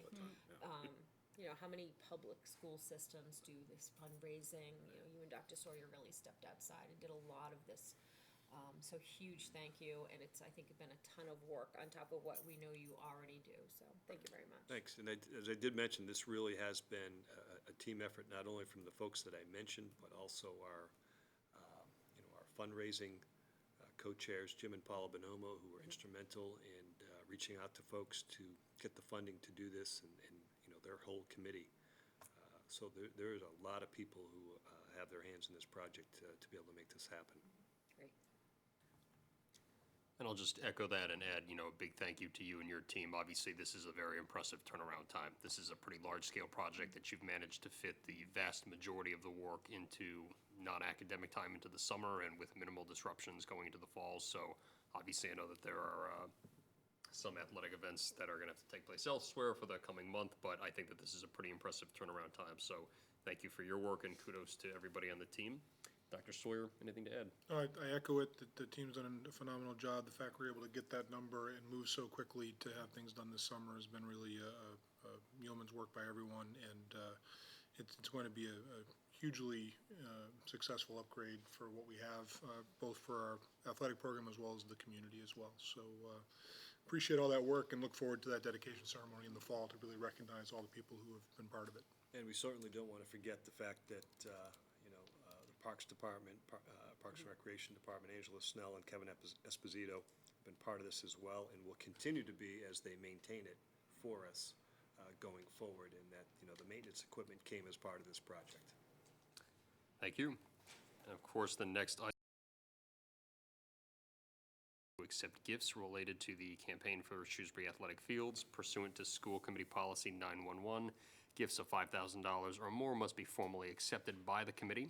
The following gifts are being made to support the campaign for Shrewsbury Athletic Fields, and these are gifts of $5,000 each from Flint Pond Village, Lamoureux, Pagano and Associates, Tom and Barbara Peters of Midstate Kitchens, and David and Andrea Lowy. Are there any questions or comments from the committee? Seeing none, I will entertain a motion that the committee vote to accept gifts of $5,000 each from Flint Pond Village, Lamoureux, Pagano and Associates, Tom and Barbara Peters of Midstate Kitchens, and David and Andrea Lowy for the campaign for Shrewsbury Athletic Fields. So moved. Second. Motion has been made and seconded. Any discussion? Seeing none, all those in favor signify by saying aye. Aye. Any opposed? Motion passes unanimously.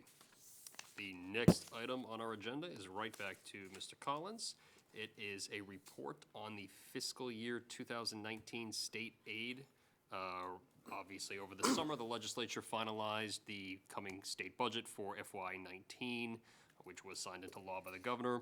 Mr. Collins is going to provide us with an update regarding state aid and that the district will be receiving in the final version of the budget. Mr. Collins. Okay, thank you. And you do have a separate report in your packet, and this is just some of the highlights. And suffice it to say, it's important to remind the community that, all of our budgeting processes, whether it's the town side or school side, does involve making estimates, and that, our budget process locally is completed at the annual town meeting in May, and that the state budget process, of course, is not completed until, July of each year. So we are making estimates, and so the purpose of this is really to just provide an update to the school committee around where those estimates fell in relation to the finalization of the state budget. So first and foremost is, and I got separate categories here because the funding that does come from the state, most of it does go to the town control directly, if you will, and then some of it does come under the school committee control directly. So that's how I've broken this out, and you can see the general fund town receipts, excuse me, Chapter 78, what was budgeted by the town manager, just over 19.8 million, and that is what was finalized with the state budget process, and we don't expect that number to change at all. So zero variance there, very good estimating. Same with charter school reimbursement for our students that are attending charter schools, and there is some small amount of reimbursement still occurring. The next two, vocational transportation reimbursement and homeless student transportation reimbursement, those are reimbursement programs, excuse me.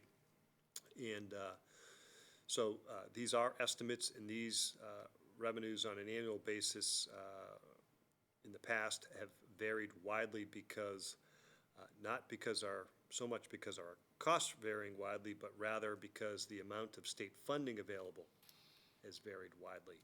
And so the town manager did not budget for any revenue to come in for either of these categories. It was an understandably conservative approach, given the context of a $120 million plus total town budget.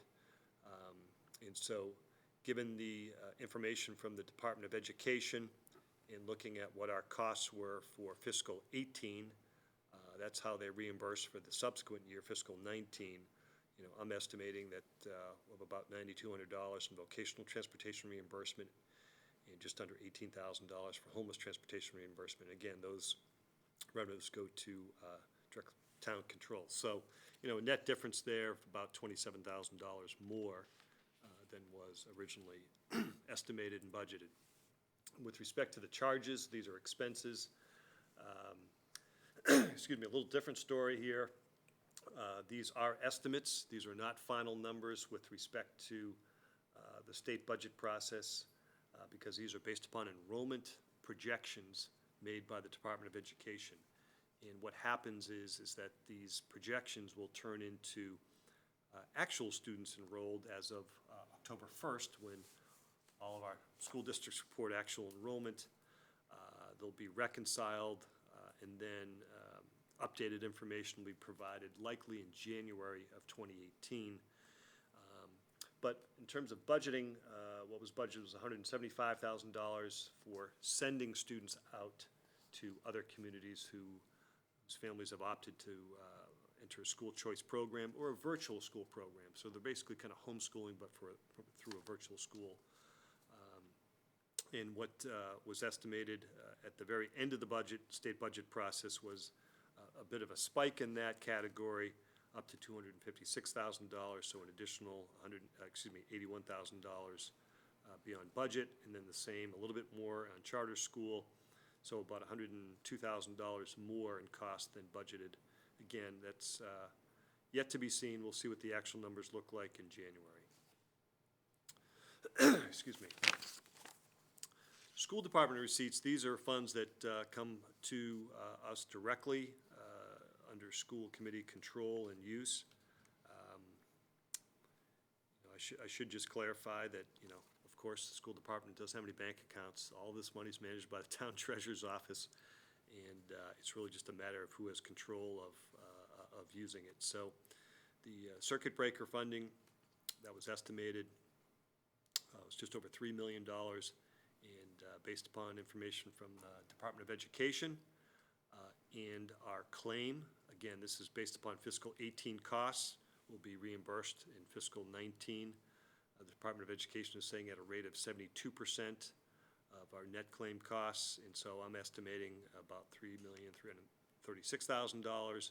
So a slight positive variance of $31,000, and then on school choice, a slight positive of $10,000. So again, about $42,000 more estimated at this point than, say, back in May. A small variance given the total amount. So what's the short story is, I think, wanting to reassure the school committee and reassure the community that we are very close to where things were budgeted. Our budget with respect to state aid and charges is very stable and solid with de minimis variances that we'll be able to easily manage through the budgeting process. And so I think we're in good shape as we head into fiscal 19. Questions or comments? Colleagues, Mrs. Canzano. All I would like to say is that you did a great job. I mean, this is, almost have to be psychic to be in this job to kind of predict. But you have more than that, you have that skill and savvy to do as good a job as you could here. And this is remarkable, so thank you. Thank you. Colleagues, anything further? Just a clarifying question on general fund charges. I know you had mentioned that school choice and charter what was projected versus what is now projected to be charged is somewhat different. I just want to clarify, we're talking about projections about the current year changing to newer projections about the current year. We're not talking about actual change from last year to this year, correct? Yep. Thank you. Dr. Sawyer, anything to add? No, I'd like to thank Mr. Collins again and his team for doing an outstanding job. I think we're in a strong position to start the year relative to what the projections were. And as Mr. Collins mentioned, we'll manage through the de minimis sorts of variances that exist right now. To remind the school committee that it was still a tight budget, and we have to monitor very closely in terms of where dollars are going. We don't have a lot of discretion over where things are because so many of such a large percentage is tied up in personnel. But that's work that we've done every year and will continue to do. And we'll start looking ahead very soon to fiscal year 2020. Thank you. And Mr. Collins will stay with us for our next update, which is a fiscal year 2019 report and vote to accept grants. Obviously, federal and state entitlement grants are an important source of funding for our operations. These grants are established and allocated at both the state and the federal level. Entitlement grants are non-competitive, and they are awarded automatically on the basis of defined formulas that differ by grant. So Mr. Collins is going to walk us through a report that will include a summary of our state and federal grants, after which we will discuss and we will take a vote to accept. So Mr. Collins. Very good, thank you. I think I would refer the committee to the written report that I provided. I did not provide any additional slides on this.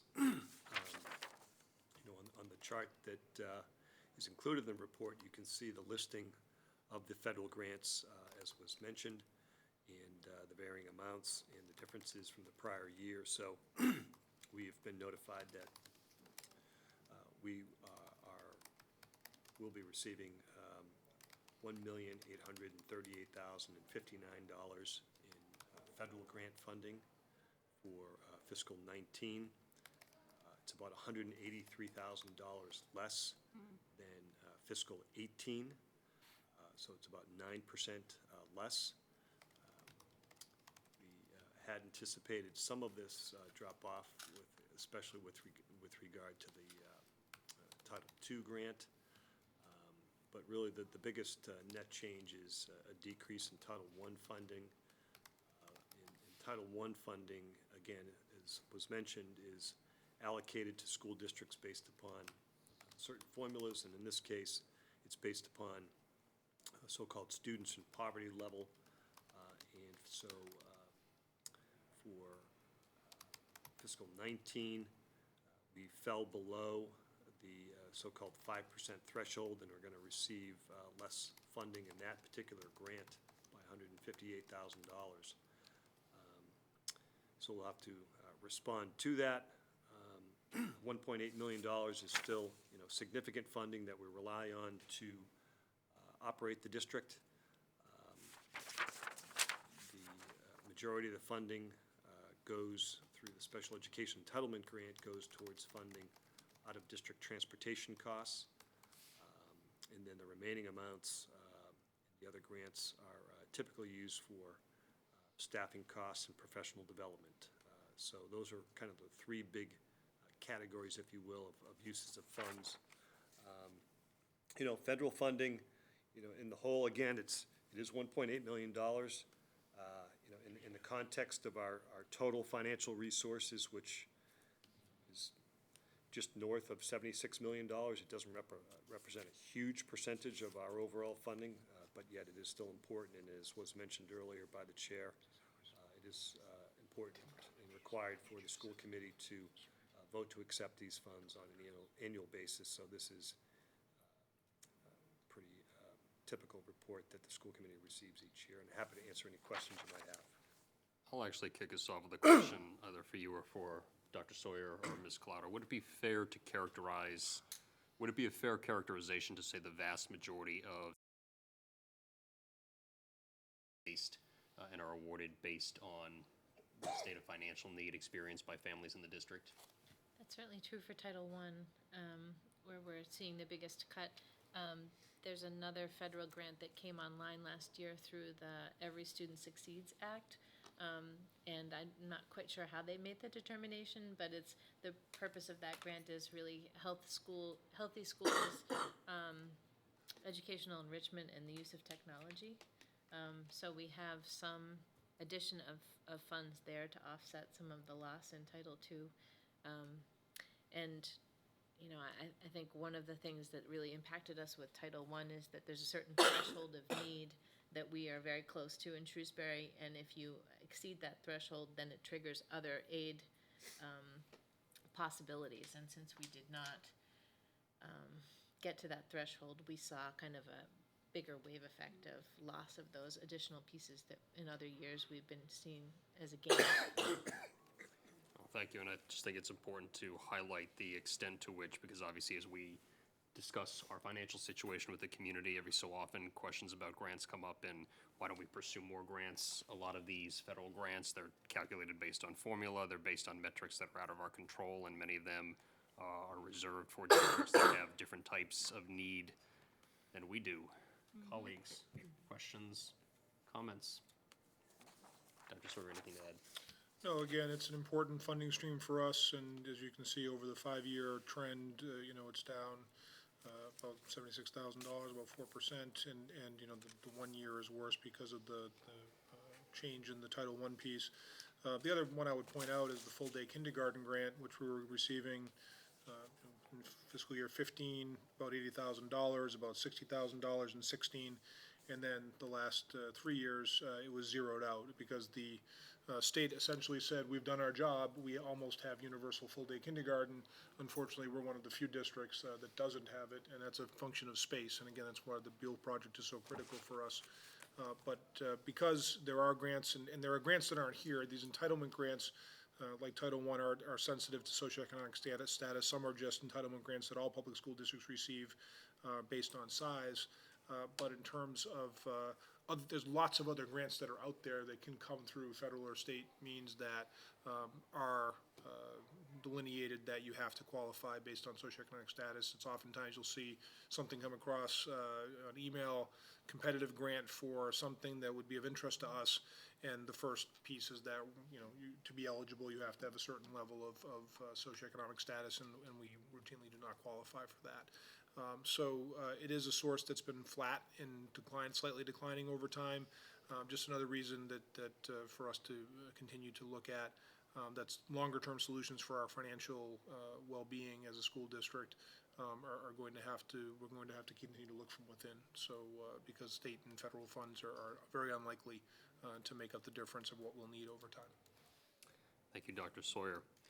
With that, we must take a vote to accept this report. I'll entertain a motion that the committee vote to accept all FY 18? 19, sorry. FY 19, well, scratch that. I will entertain a motion that the committee vote to accept all FY 19 grant funds noted in the enclosed chart and use such funds for their intended purpose. So moved. Second. Motion has been made and seconded. Any discussion? Seeing none, all those in favor signify by saying aye. Aye. All opposed? The ayes have it. Motion passes unanimously. Thank you. Thank you, Mr. Collins. And the next item on our agenda is the approval of minutes.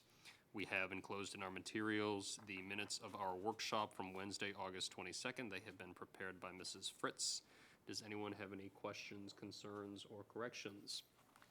Seeing none without objection, we will mark those minutes as accepted. We do not need to go into executive session tonight, so I will entertain a motion that we adjourn for the evening. So moved. Second.